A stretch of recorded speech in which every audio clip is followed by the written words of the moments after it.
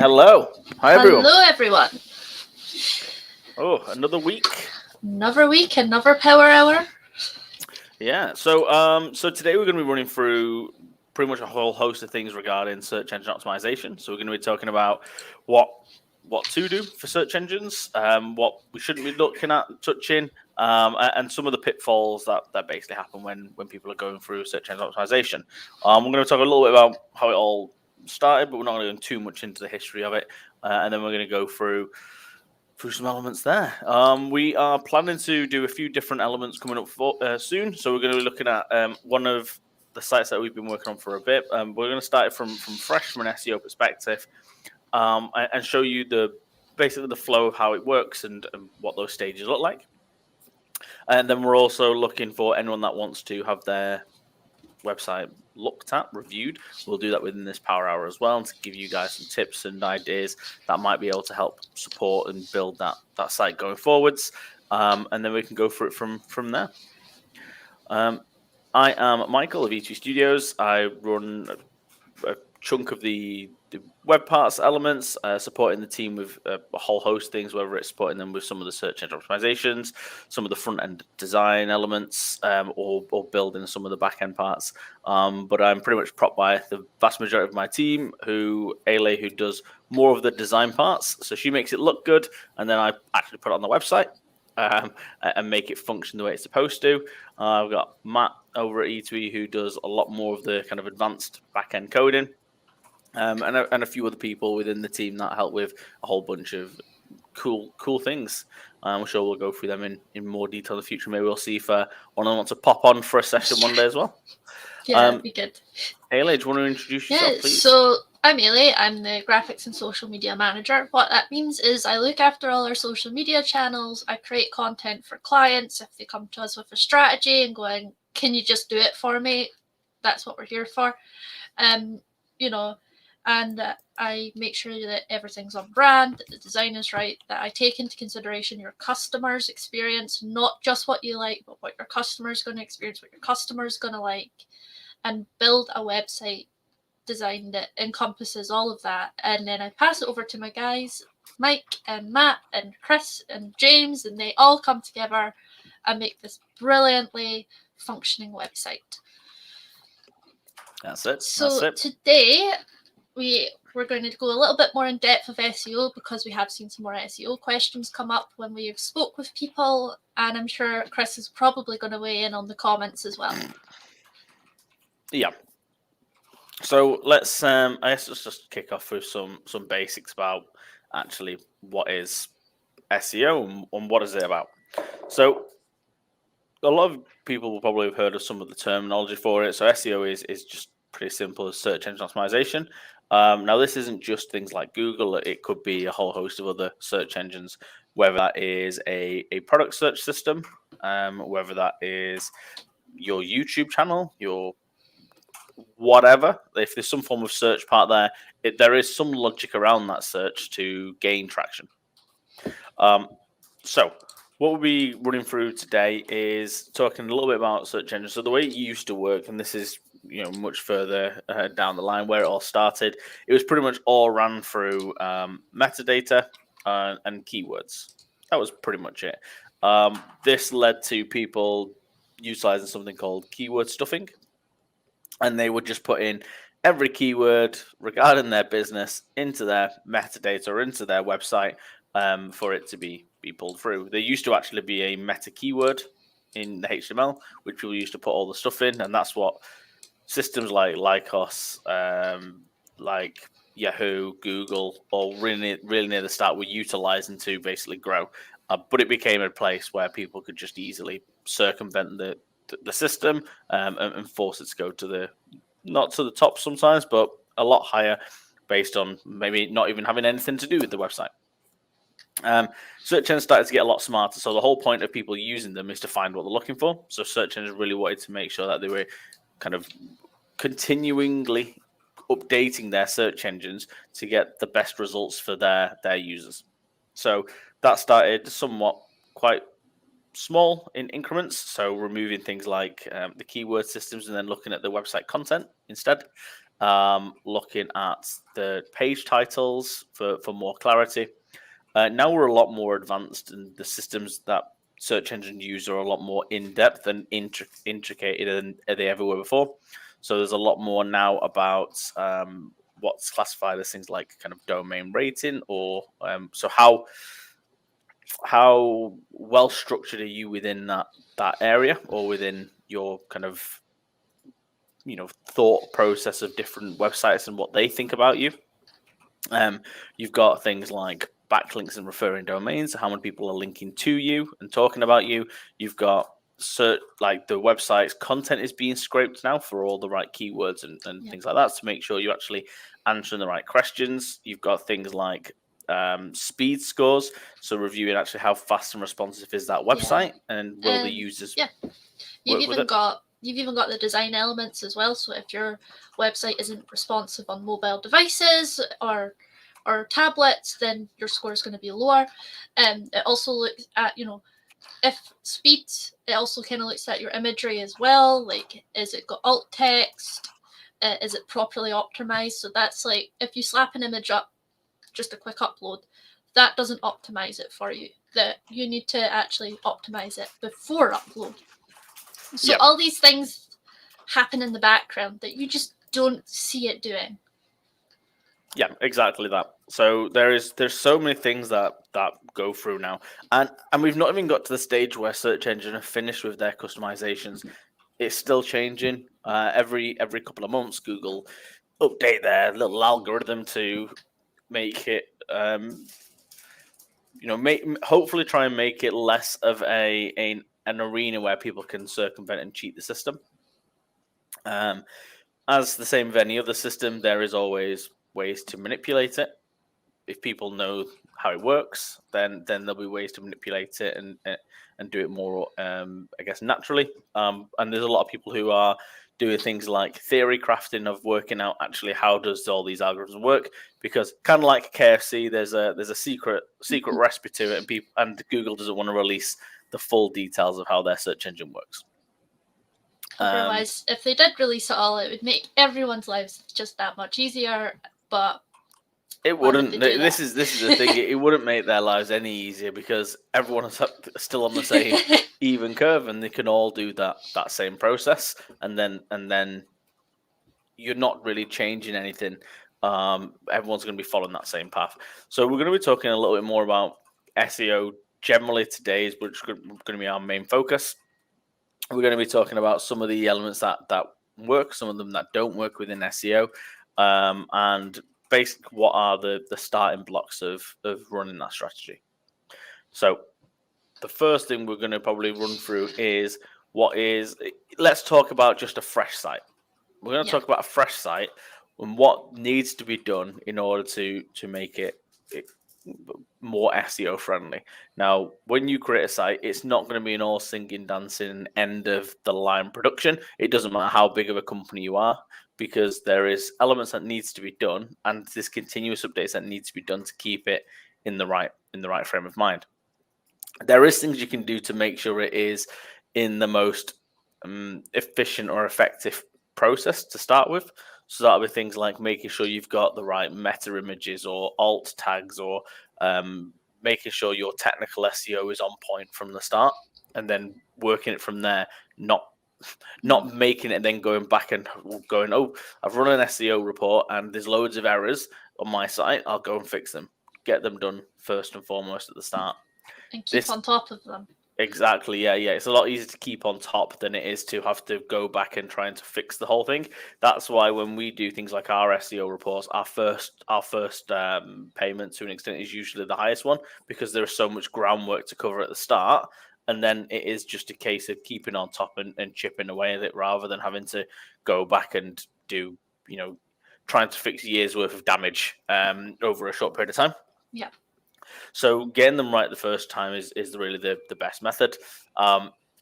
Wording's really quite important as well on websites. So as I said earlier on, there used to be this element called keyword stuffing. Literally just throw every keyword at a website.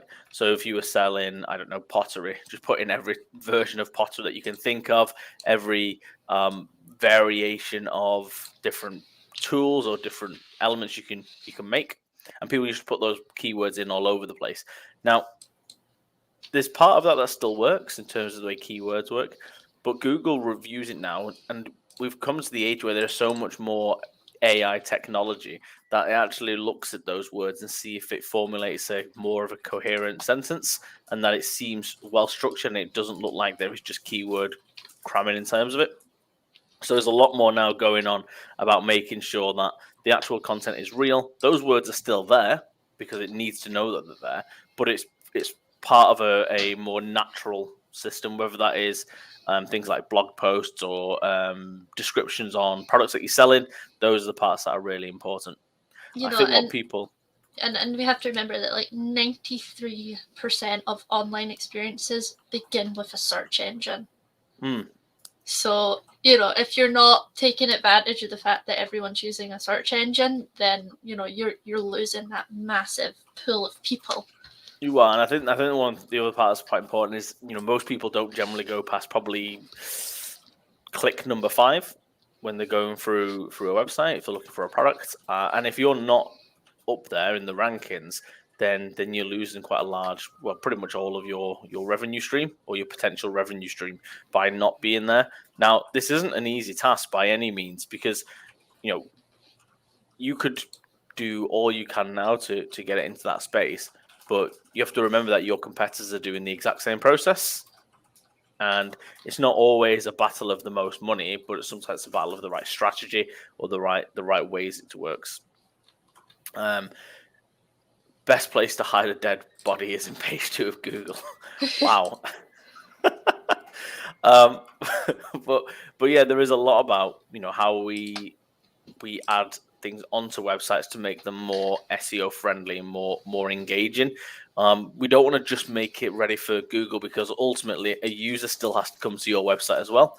And if they look at it and they read it, it doesn't really make sense, and it looks like you're just trying to do Google, they'll probably leave as well. So, you know, you can have all the best text for Google, but your website also needs to convert. So you have to really find that fine line between the two, where you are you know, feeding the Google search machine, but you're also keeping the content you know, good enough for your users to also utilize it correctly. Yeah. And like you said, you know, they don't go past that many clicks. I've got a stat here that is 75% of users don't even scroll past the first page of the SERPs. No. Yeah, it doesn't surprise me in any way, shape, or form. I mean, it's funny where we use things like Facebook, people scroll past them quite fast, and people are going through all those messages.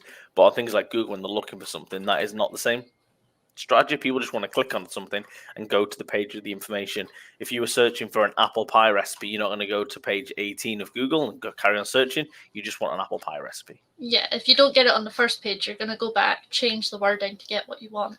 Exactly, yeah. You got to fine tune it. So yeah, if you typed in apple pie recipe and it's showing you, I don't know, apple pie recipes, I guess, but then you think, actually, I didn't want an apple pie recipe, I wanted a Bramley apple pie recipe. Then you go back and make those changes and narrow it down.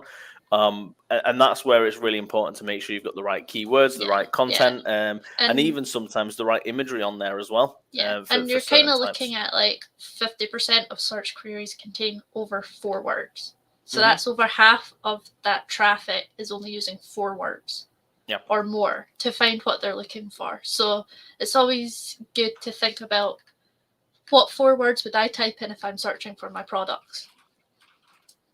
Yeah, that's exactly it. And I think there's a lot of that going on now about how we want to utilize websites. When we start a new site, now it can be dependent on what kind of platform you use. So if you're using things like Wix, or you're using WordPress, or you're using a custom build or whatever, the fundamentals of a website are still built the same. So you would need to have things like a title tag, your meta description, your H1 references. All these things are still required for the website. Now, there's huge amounts of auditing tools out there. If you are a person that's building a website, if you are a web developer or a web designer or whatever, you should really be knowing those basics straight away before even getting into this kind of arena, particularly if you want to help support your clients build and grow through their business as well. So having those basic understandings of knowledge of how to utilize the right kind of technical data, and as we said before, making sure it's right the first time rather than having to go back and fix them, then I think that's the part that's kind of really important, the way we work on it. Yeah. So, and I guess going into those technical things, you've got the technical SEO and the local SEO and other such things. How would you describe them to people? Okay, so let's think. We'll go for the first one. So we'll go for technical SEO, because I think you can start with technical SEO. Technical SEO is really the coding. It is, has it got the right structure? Are you putting the right metadata on your web page? Are you using alt tags for your images, because that's where you can put some text about what the image is? Are you doing the right types of hyperlinks? Is the structure of the website correct? Does it load fast enough?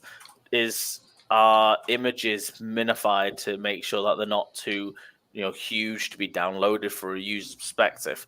And we have to remember that a lot of users now are on mobile phones, and they're on their own data, and they're not as sometimes fast as home broadbands, or people are in an area that's not in the city center and their internet isn't as fast. So they need to, every time you put an image on a website, it's not just a picture that's on a website. It has to be downloaded as an asset.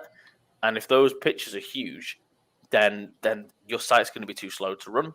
That's what technical SEO is. It is really just making sure it's structured correctly. Yeah, and just to show like how many people the effect of a proper mobile friendly website has is you've got over 60% of consumers would contact a local business if it has a mobile friendly site. So that comes into the technical side of it as well, that you don't want it just to look good on the desktop and be brilliant and all functioning on there. You need it to be on mobile as well, because you're in mobile, they're more likely to type business near me, or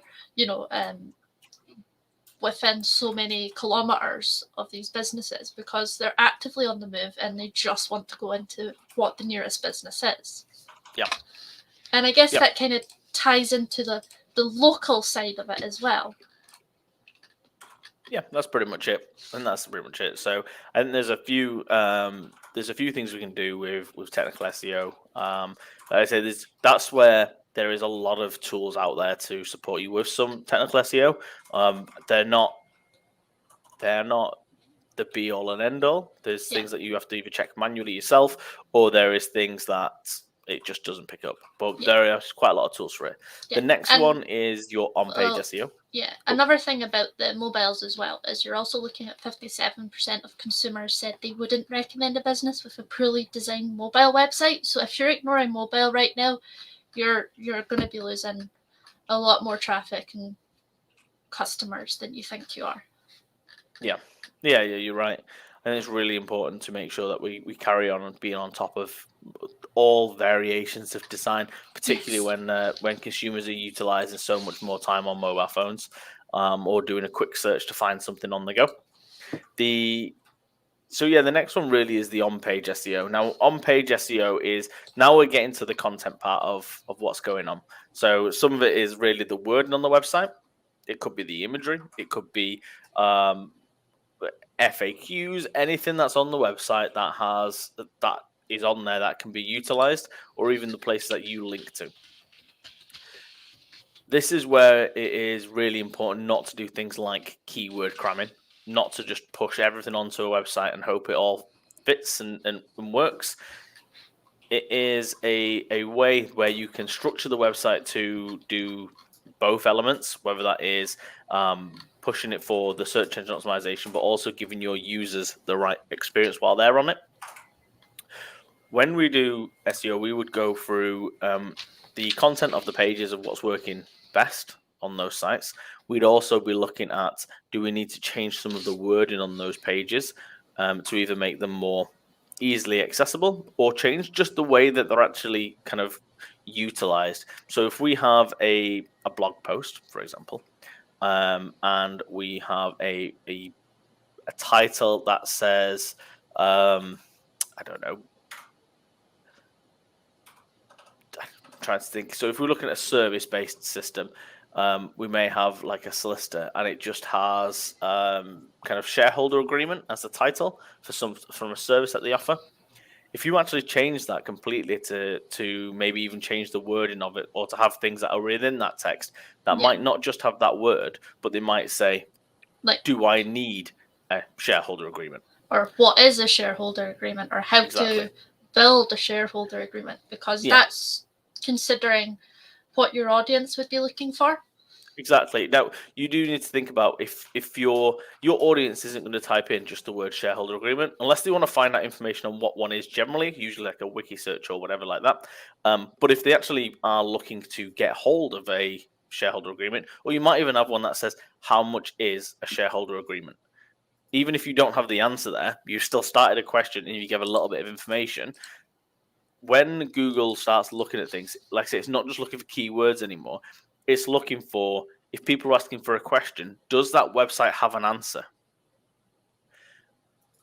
And that's really important when we start looking at websites now, is utilizing the word in a way for what your audience would be looking for. It doesn't matter what you think of your website, realistically.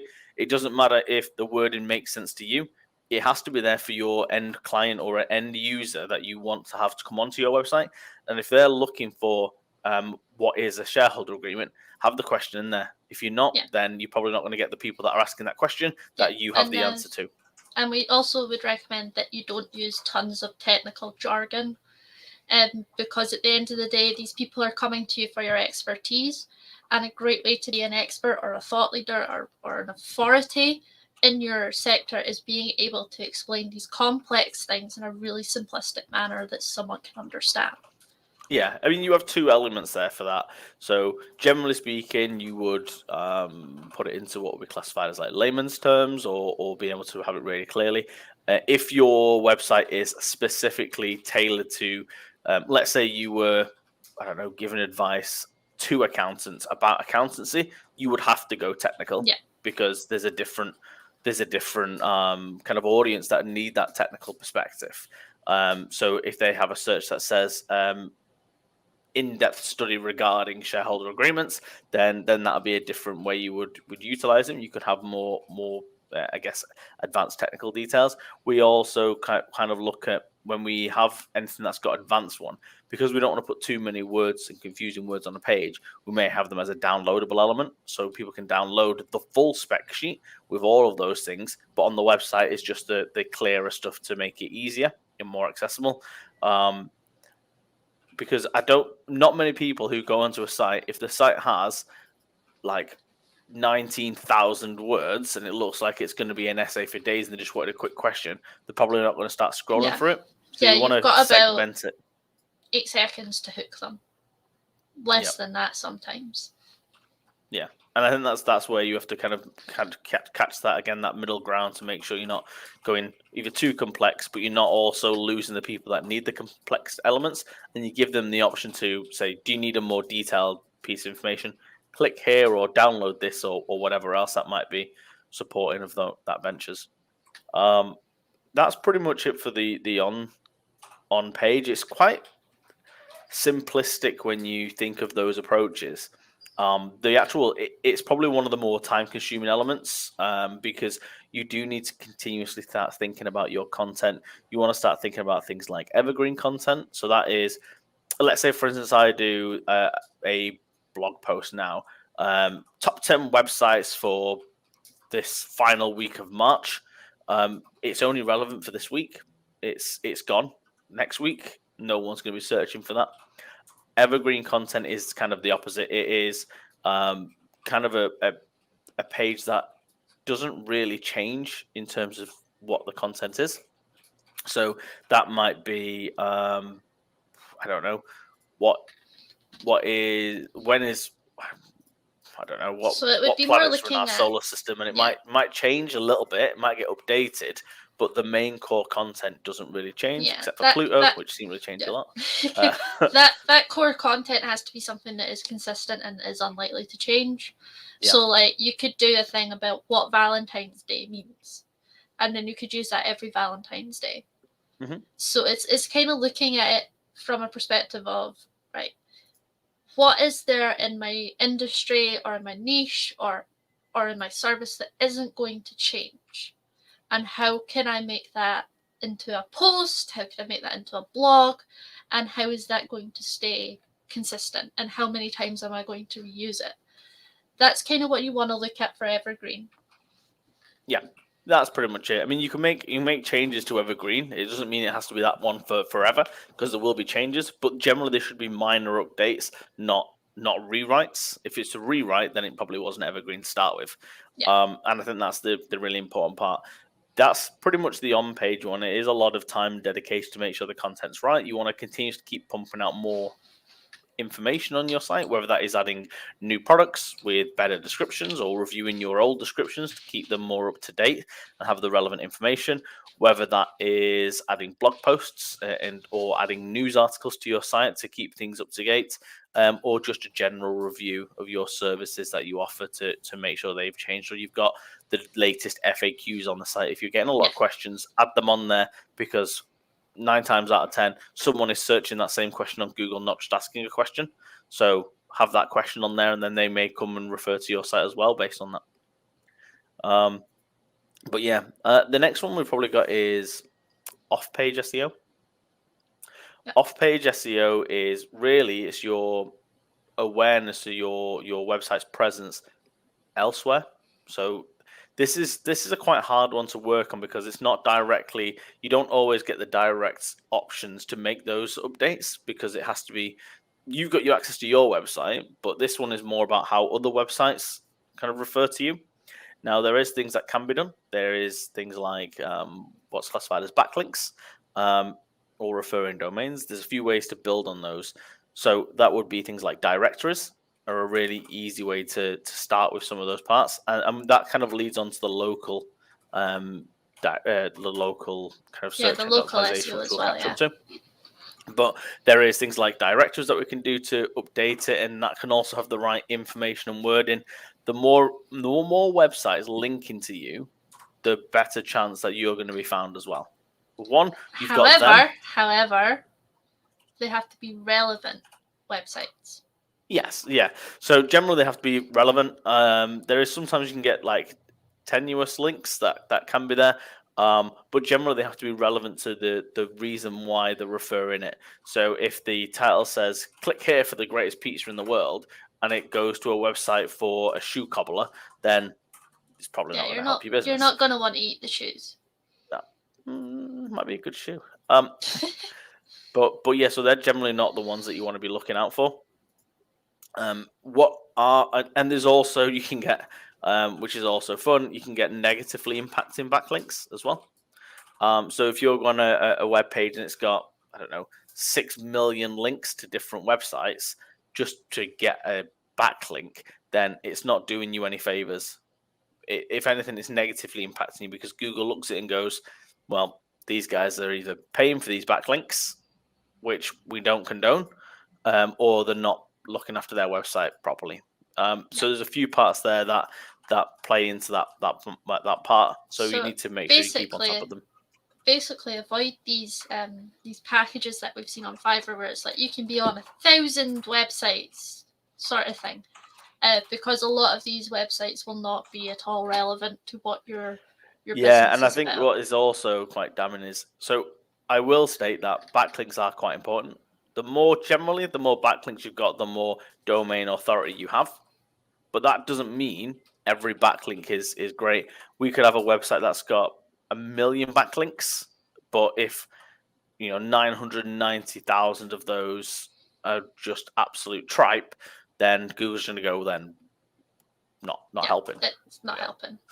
So it's really important. So I would say, don't pay for backlinks through these companies where they'll just charge you like £5 for 6,000 backlinks. You want to get the right targeted backlinks on your system, and do the research as well. If you are in an industry where there is a lot of news and publications, then you want to try and get into things like journals. You want to try and get into things like, I guess, shopping sites that refer to you as well, or blogging sites, things like kind of money supermarket forums or whatever else that might be relevant to your industry.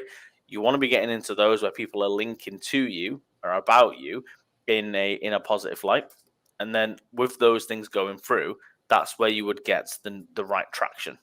That's where you would get the right type of people, not just naturally coming to you because they're on there, but the search engines start to go, these guys seem to know the right answers because other people are telling people to go there. And they're also kind of advocating for them by putting a link on their own website. And that's really what off-page SEO is. There's more to it. This kind of does touch into the local SEO as well. But a lot of it is just on your presence and on those elements. Yeah. Yeah, there's also a thing called a social media SEO. So if a company is working with us, I often go through it and see what kind of keywords is their website targeting, what kind of keywords should we be looking at to include in their copy, because at the end of the day, Facebook and these social media things are a form of search engine. Mm-hmm. So having just one or two of these words in there can be really helpful. This also includes hashtags as well, which I've already covered in a previous video on our YouTube. And I've done a live with Marky as well, so I can probably put a link to that later. So SEO doesn't just mean your website, it also means your social media as well. And your social media can also act as backlinks. So if you're working with us and you're giving us the SEO for the services and you're wanting us to handle some of the social media elements for you, we actually tie them up so that we can keep that going forward and really give you the strongest presence possible. It's a long process, and there's no quick fixes, because we don't like to lie to people. We like to be really honest and open, and that, you know, SEO takes time, because you're going to have to first provide that key content that's really relevant to what your audience is searching for. And that can take trial and error to find where it is exactly these people are and what they're searching for. And it's also making sure that your content is really useful to them. So if they're clicking on a particular search, and maybe say it's a blog post of yours, they jump on it, they're maybe there for 2 seconds and they jump off, that actually works against you. So there's a lot of things that you need to consider, and you know, you have to be ready to dedicate the time for it to start working. Because you will not be the only website selling a product. You will not be the only website selling that service. And some of these people have been doing SEO from the start.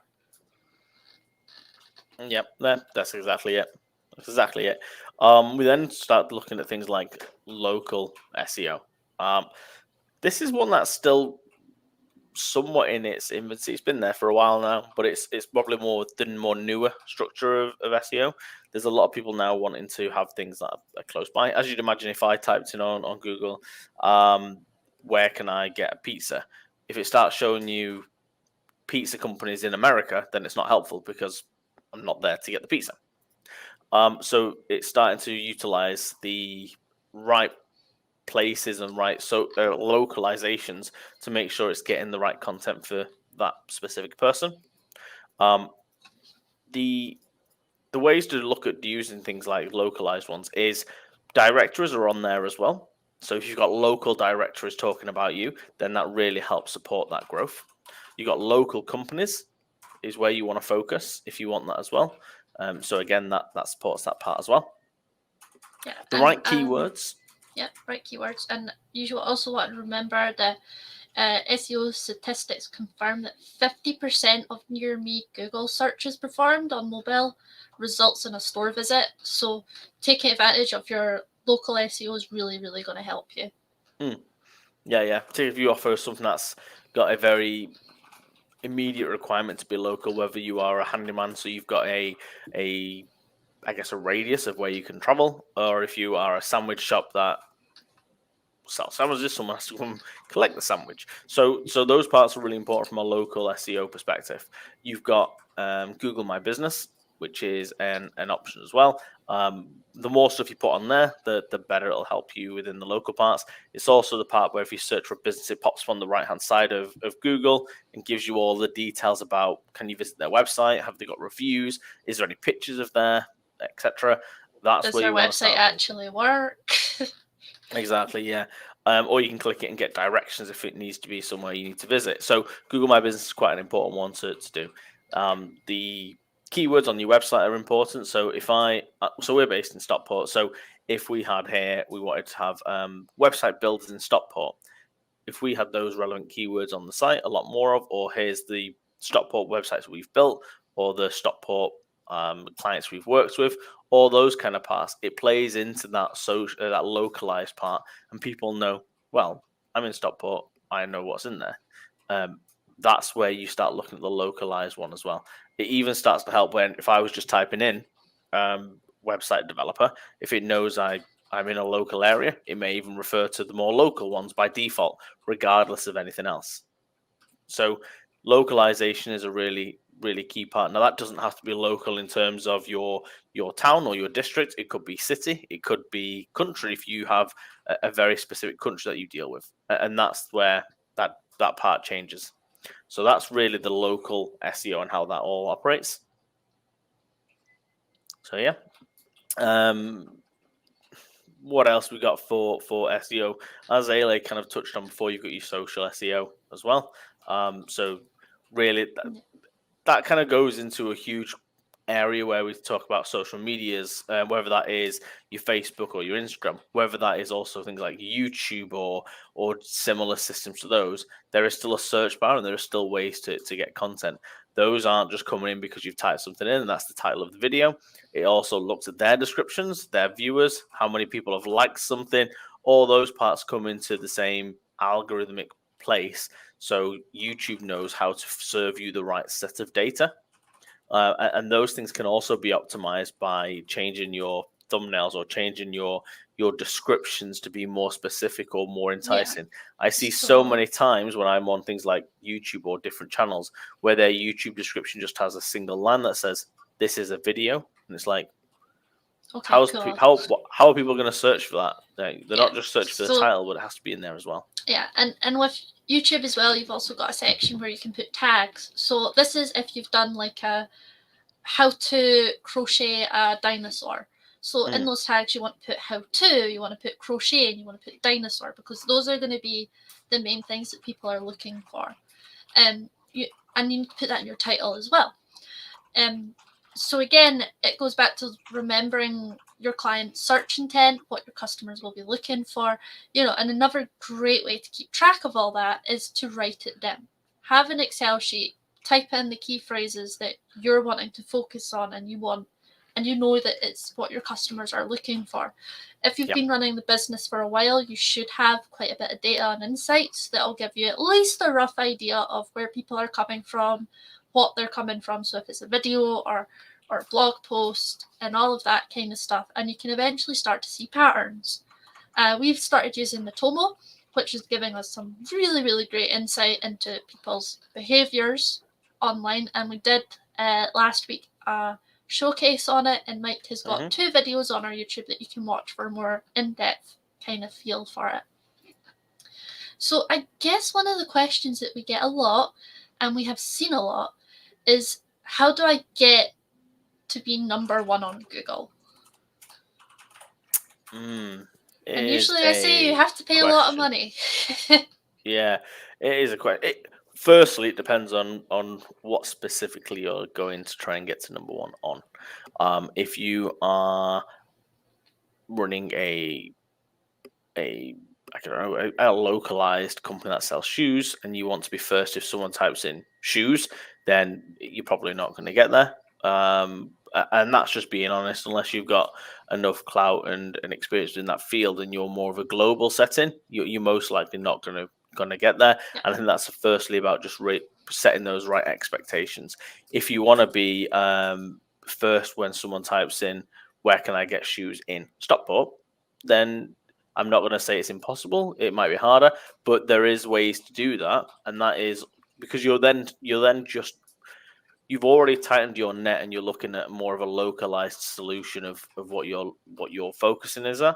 Now, the way we work it and what we're looking at doing next week is we're going to be starting on one of the websites we've been working on for a very short time to work on the design first, but we're going to start an SEO strategy on that one. We're going to guide it through these videos to give people a view of how we do what we do. to an extent, and also what we're going to put in place to make sure we start to grow that one. And what we'll do is also track the words that it's currently on trend for, what we want to be tracking keywords for, and how we've supported that growth. Okay, so that's what we're going to be looking at really in the next week, and people can kind of follow and see how we would do that, and they can follow that strategy for their own site, or they can contact us if they want any more further advice that's specific to their requirements.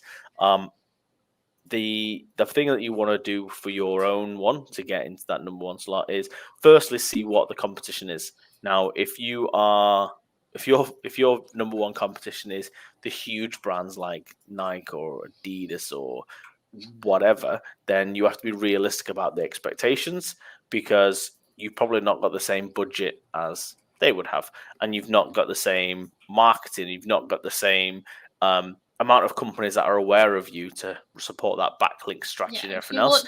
You won't have the influencers and the blogs and all of this referring back to you on a scale that they have. Exactly. So I think that's the important part to start with on there. But what you can do is look at the right keywords. So if you wanted to be trending on or being more found on, if you're doing something like insoles or something for shoes, you might say, where can I get tailored insoles for my son in Stockport? Then I'm not saying that's going to be always the search one, but if you wanted to be searched for insoles Stockport shoes, then those are the parts that would be worked on to be supported. Yeah, it's again, this comes into choosing the right words. So you don't want to be ranking for where, for instance. You want to be ranking for your product, and your location is what I would recommend you look at first, is product and location, and then expand from there. Yeah. So it isn't simple to get there. Really it's utilizing all those strategies we've been discussing today, whether that is on-page SEO, off-page SEO, local SEO, technical, all these different words that end with SEO. Those are all the parts that play a part of you being able to dominate in that field. We run comparison reports for our clients, so we would also look at their competition to see what they are doing well, what we need to do to do better, and put a strategy in place. It is a time-consuming process. There is a lot of content to run through on websites. There is tweaks. The systems on places like the search engines like Google change fairly quickly, and we need to kind of keep on top of those and then start to make the changes on the website again. When we go through those, the more content you've got, the longer the process can take as well. So, and it's also to remember that if you decide 1 month you want to drop off for maybe 2 or 3 months, then you want to start up again, then you're essentially back to square one, because of just how frequently things change. SEO needs to be part of your long-term growth strategy, because it is practically essential now with the world that we live in. Yeah, I think there's a lot where people have a budget for advertising. So you may have, I don't know, $2,000 a month for your advertising, whether that is on billboards, whether that's in newspaper clippings, whether that's in some classified ads, whether that is for Google ads or social media ads, all those parts. You should really be thinking of putting SEO within that part, because it's something that's a natural, organic view of your website. Now, I know a lot of people, and myself included in this one, where I'll search for something on Google, and generally speaking, 9 times out of 10, I will skip the advert section because I don't care. I want to go for the actual content, not the people that have paid to be there. And I think a lot of people do that. Yeah, because you have to remember, people know when they're being sold to. The search engine, definitely when it says the word ads, just in big area as well. So they know when they're being sold to, and no one likes being sold to. And I know that when I see an ad, I never click on it, because I know it's an ad and I can't be bothered with it. So, if you've got a very tight budget and you want to put it all into like social media or Facebook or an advert of some kind, that's fine, but that's not going to help you. That might help you in the short run, but in the long term, it's unlikely. Whereas if you're wanting to do like progressive growth, then maybe you need to reconsider what your priorities are and start looking at maybe amping up your networking, amping up your business development, and investing in your SEO so that you have that foundation and you've got that long-term growth ahead of you. I think what people happens quite a lot. There is it's not really a misconception because it happens, but when people start a web-based business or whatever, and they put their money straight into things like Google Ads, you can get a return, and usually it can be quite strong, and you might be getting enough to supplement that ad space, but you are pretty much at the mercy to continue to stay on that one because you've not actually got your site to be working in any way other than having to pay for the adverts to prompt you up. And I think what is important is that I think what Eilidh touched on just before, the strategy for your SEO and your search engines organic growth is a long-term strategy. It is not something that is going to be done overnight because it takes a while for one to make those updates to the site to make sure they work. Two, to do testing. Have they worked and what's the changes been? Three, for Google just to actually index it and do it a different way. All those things have to come into play and align, and it is a long-term strategy, but it's a long-term strategy where the costs end up diminishing over time because one, you should be getting income from it, which is always a bonus. Two, it's your own site's content that is growing it, and three, you're not having to pay for ads forever, so you can take not forever off SEO, but you don't have to pay for it every single day. It's more of those things that you keep on top of. I know some of our clients that pay for Google, and it's like $3,000 a month because they are paying per click, and it's some of the industries that are working in can range from anywhere from £1 per click to £40 per click. Yeah, and so, the thing with ads as well is ads are short term, so you will have to keep adding more money to it. Sometimes that spend will go up, sometimes it'll fluctuate. Whereas if you're working with someone who's got a set package for SEO, then you know that that's how much it's going to cost. And you can also get a bit messed up with ads as well, because they can be there's things like competitor clicking. There's things like competitor clicking as well, though. So if we start an advert to sell our shoes in Stockport, for staying the example, if all the other shoe shops or people that are aware of the shoe shops go on to search for shoe shops and keep clicking on your ads, and they're not going to pay for it, they're just doing it to basically make it untenable to continue those adverts. You'll be paying like £2-3 every time they click on that advert, even though they're not going to buy anything. And there's ways to do it. And if you did it from an organic perspective, and they click on that ad, it doesn't cost you anything more for that click. Yeah, and you've also paid for the original SEO, but you're not paying every time someone clicks on your site, regardless of how many times they do it. Yeah, and with adverts as well, you also run the risk of bots clicking on it as well, because there's tons of bots set up. You're never going to fully get rid of them, unfortunately. We're not saying don't run ads. Don't for a second believe that ads do have their place. But if you are someone who's on a very, very tight budget and you're wanting to go with ads for a very quick fix solution, fine. We have people we can refer you to. But if you're wanting long-term growth and you're on a very tight budget, we would recommend a more SEO, more organic approach to it, because one, we know SEO works. We've seen it in our results. We've seen it for our clients. Well, everyone's seen it because you're all using it. Every time you're on Google and you do a search, that's been built through SEO. Yeah, and so we all know it works. Whereas an ad is always going to be a hit and miss opportunity. Also with ads, you don't always see a return in investment within the time the ad's running. That could be maybe 3 months down the line, could be maybe 6, because people need to see ads all the time. Me and Louise Harmon did a very long kind of chat about social media and ads, which you can find in her group, the Magic and Momentum group, which is really cool.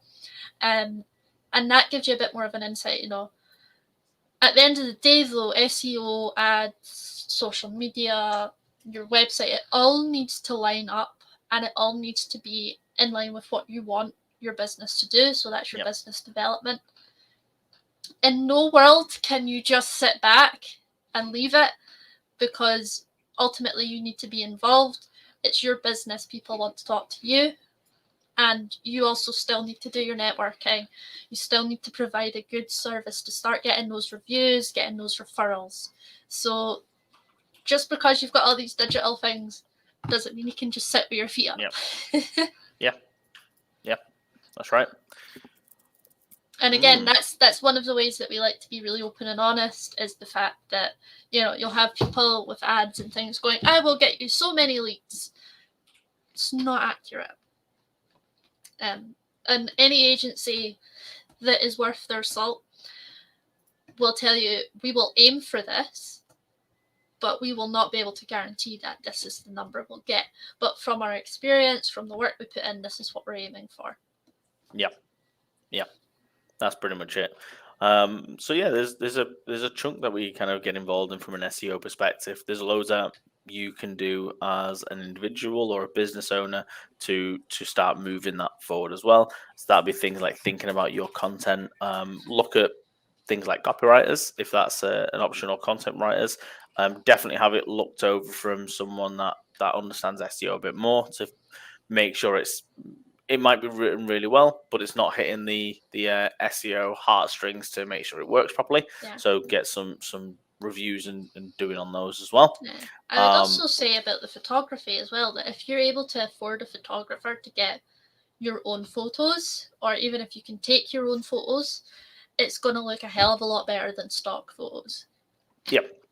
And again, with photography, don't think of it as a one-off. Like, you've got the photos, it's for the website, that's it, done. No, you can use these photos time and time again. You can use them for print, you can use them for social media, for videos, you name it. You've got a nice collection of a gallery of really nice photos, and they're yours to use for whatever you please.